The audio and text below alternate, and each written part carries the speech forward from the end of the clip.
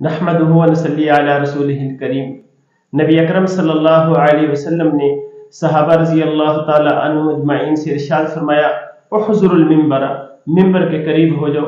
فلما ارتقت درجۃ الاولی قال آمین، آپ صلی اللہ علیہ وسلم نے جب ممبر کے پہلے درجے پر قدم مبارک رکھا تو فرمایا آمین۔ فلما ارتقت درجۃ الثانیۃ قال آمین، جب دوسرے درجے پر قدم مبارک رکھا تو پھر ارشاد فرمایا آمین۔ فلما ارتقت درجۃ الثالثۃ قال آمین، پھر جب آپ نے تیسرے درجے پر قدم رکھا تو پھر ارشاد فرمایا آمین۔ فلما نازل قلنا یا رسول اللہ لقد سمعنا منك اليوم شيئا ما كنا نسمعه، جب آپ صلی اللہ علیہ وسلم خطبے سے فارغ ہو کر اترے تو صحابہ نے عرض کیا کہ ہم نے آپ سے ممبر پر چڑھتے ہوئے ایسی بات سنی ہے جو اس سے پہلے نہیں سنی۔ آپ صلی اللہ علیہ وسلم نے ارشاد فرمایا، ان جبرائیل عرض لی فقال بعد من ادرک رمضان فلم یغفر له قلت آمین، کہ اس وقت جبرائیل علیہ السلام میرے سامنے آئے تھے، جب پہلے درجے پر میں نے قدم رکھا تو انہوں نے کہا ہلاک ہو جائے وہ شخص جس نے رمضان کا مبارک مہینہ پایا پھر بھی اس کی مغفرت نہ ہوئی، تو میں نے کہا آمین۔ فلما رقیت الثانیۃ قال بعد من ذکرت عنده فلم یصلی علیک قلت آمین، پھر آپ صلی اللہ علیہ وسلم نے ارشاد فرمایا کہ جب میں نے دوسرے درجے پر قدم رکھا تو جبرائیل علیہ السلام نے کہا ہلاک ہو جائے وہ شخص جس کے سامنے آپ کا ذکر مبارک ہو اور وہ درود نہ بھیجے، تو میں نے کہا آمین۔ فلما رقیت الثالثۃ قال بعد من ادرک ابویہ الکبر عنده او احدهما فلم يدخلہ الجنہ قلت آمین، اور آپ صلی اللہ علیہ وسلم نے ارشاد فرمایا کہ جب میں نے تیسرے درجے پر قدم رکھا تو جبرائیل علیہ السلام نے کہا ہلاک ہو جائے وہ شخص جس کے سامنے اس کے والدین یا ان میں سے کوئی ایک بڑھاپے کو پہنچ جائے اور وہ اس کو جنت میں داخل نہ کرائے، میں نے کہا آمین۔ اس حدیث میں حضرت جبرائیل علیہ السلام نے 3 بددعائیں دی ہیں اور حضور صلی اللہ علیہ وسلم نے ان تینوں پر آمین فرمائی۔ اول تو حضرت جبرائیل علیہ السلام جیسے مقرب فرشتے کی بددعا ہی کیا کم تھی، اور پھر حضور صلی اللہ علیہ وسلم کی آمین نے جتنی سخت بددعا بنا دی وہ تو ظاہر ہے۔ اللہ ہی اپنے فضل سے ہم لوگوں کو ان تینوں چیزوں سے بچنے کی توفیق عطا فرمائے اور ان برائیوں سے محفوظ رکھے، ورنہ ہلاکت میں کیا تردد ہے۔ اول وہ شخص جس پر رمضان المبارک گزر جائے اور اس کی بخشش نہ ہو، یعنی رمضان المبارک جیسا خیر و برکت کا زمانہ بھی غفلت میں اور معاصی میں گزار دے، کہ رمضان المبارک جیسا مہینہ کہ جس میں مغفرت اور اللہ تعالیٰ کی رحمت بارش کی طرح برستی ہے، بس جس شخص پر رمضان المبارک کا مہینہ بھی اسی طرح گزر جائے کہ اس کی بدعمالیوں اور کوتاہیوں کی وجہ سے وہ مغفرت سے محروم رہے، تو اس کی مغفرت کے لیے اور کون سا وقت ہوگا، اور اس کی ہلاکت میں کیا شک ہے۔ اور مغفرت کی صورت یہ ہے کہ رمضان المبارک کے جو کام ہیں، یعنی روزہ، تراویح، ان کو نہایت اہتمام سے ادا کرنے کے بعد ہر وقت کثرت کے ساتھ اپنے گناہوں سے توبہ استغفار کرے۔ دوسرا شخص جس کے لیے بددعا کی گئی کہ جس کے سامنے نبی اکرم صلی اللہ علیہ وسلم کا ذکر مبارک ہو اور وہ درود نہ پڑے۔ اسی وجہ سے علماء کے نزدیک جب بھی نبی اکرم صلی اللہ علیہ وسلم کا ذکر مبارک ہو تو سننے والوں پر درود شریف کا پڑھنا واجب ہے۔ تو ایک مسئلہ تو اس میں یہ ہے کہ جس مجلس میں ہم موجود ہوں وہاں پر نبی اکرم صلی اللہ علیہ وسلم کا نام مبارک آئے تو ایک دفعہ درود شریف پڑھنا تو واجب ہے، اور تیسری مرتبہ یعنی بار بار ذکر آپ صلی اللہ علیہ وسلم کا ہوتا ہے تو آپ صلی اللہ علیہ وسلم پر درود شریف پڑھنا مستحب ہے، لیکن کم از کم اس مجلس میں ایک دفعہ تو آپ صلی اللہ علیہ وسلم پر ضرور درود شریف پڑھا جائے۔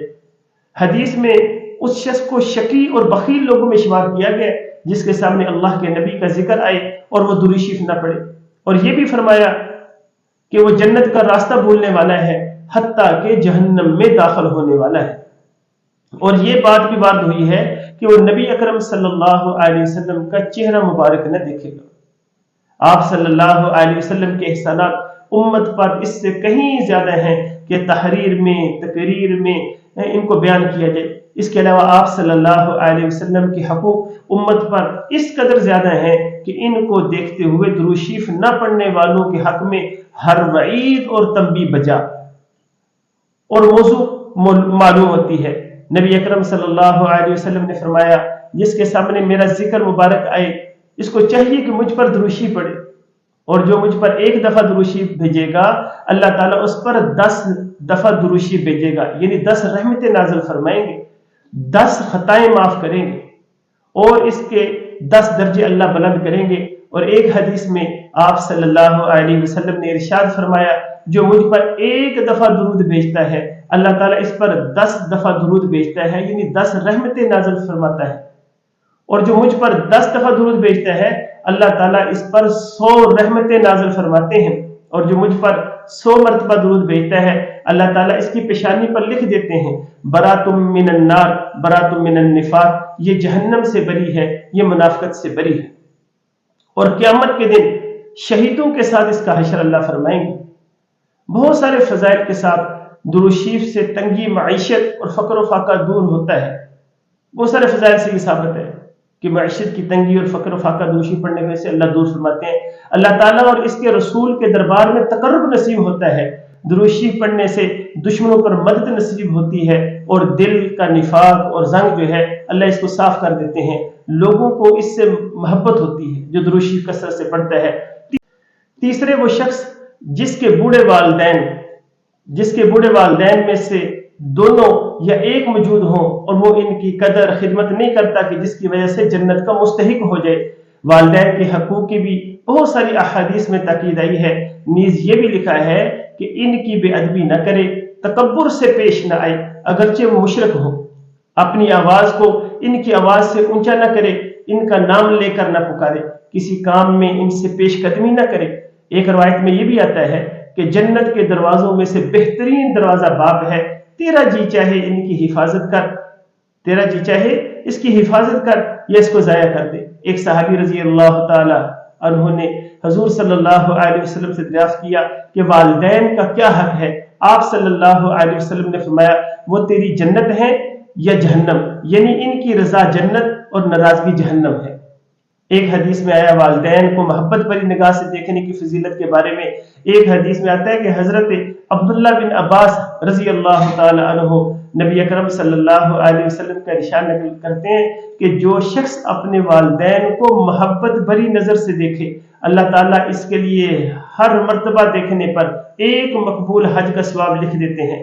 साहबा ने अर्ज किया, या रसूल अल्लाह सल्लल्लाहु अलैहि वसल्लम, अगर कोई दिन में 100 मरतबा वालिदैन को मोहब्बत भरी निगाह से देखे तो आप सल्लल्लाहु अलैहि वसल्लम ने फरमाया अल्लाह ताला इसके लिए हर नजर के बदले हज का सवाब देगा। यह हदीस वालिदैन के अदब व एहतराम और उनसे मोहब्बत का दर्स देती है और जाहिर करती है ये बात कि इनकी तरफ मोहब्बत से देखना भी बाइस सवाब है। वालिदैन की नाफरमानी का मरने से कबल दुनिया में भी वबाल पहुंचता है। एक सहाबी रजी अल्लाह ताला अन्हु ने अर्ज किया कि मैं जिहाद में जाने का इरादा रखता हूँ। हजूर सल्लल्लाहु अलैहि वसल्लम ने दरियाफ्त फरमाया, तेरी माँ जिंदा है? उन्होंने अर्ज किया, जी हाँ। हजूर सल्लल्लाहु अलैहि वसल्लम ने उनकी खिदमत का इरशाद फरमाया कि माँ की खिदमत कर कि इनके कदमों के नीचे तेरे लिए जन्नत है। एक हदीस में आया है कि अल्लाह की रजा बाप की रजा में है और अल्लाह की नाराजगी बाप की नाराजगी में है। और एक हदीस में फरमाया कि वालिदैन की नाराजगी अल्लाह की नाराजगी है और वालिदैन की रजा अल्लाह की रजा है। एक और हदीस में इरशाद फरमाया कि जिसके वालिदैन इस हालत में मर गए, जिसके वालिदैन इस हालत में मर गए कि औलाद उनकी जिंदगी में उनकी नाफरमान थी, लेकिन उनके फौत होने के बाद उनके लिए दुआ इस्तिगफार इसाले सवाब करता रहा, तो क़यामत वाले दिन इस नाफरमान बेटे को क़यामत वाले दिन फरमा बरदार और मुती उठाया जाएगा। तो अल्लाह पाक हमें ज्यादा से ज्यादा अमल करने की तौफीक अता फरमाए। अस्सलामु अलैकुम।